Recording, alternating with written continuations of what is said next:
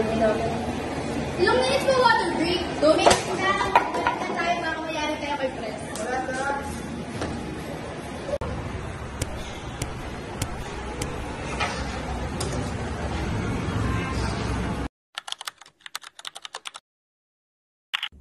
Okay class, 10 minutes ang water break nyo ngayon.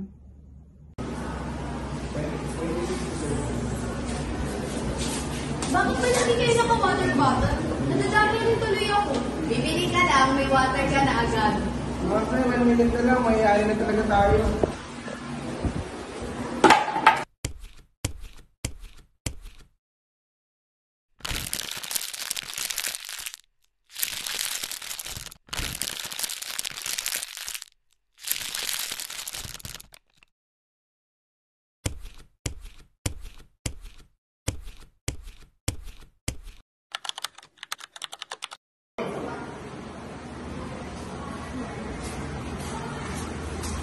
Sino nag-ilis ng kalan natin kahapon?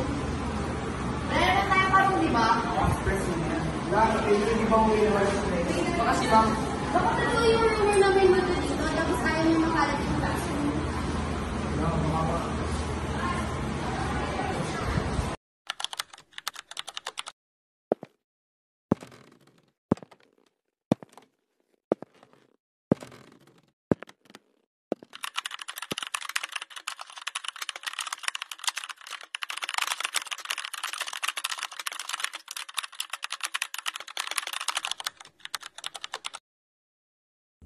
Okay class, 10 minutes ang water break nyo ngayon.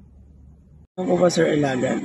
Meron pong mga bote kaming iniwan dito. Tapos Oo nga po sir, wala naman po naiwan dito.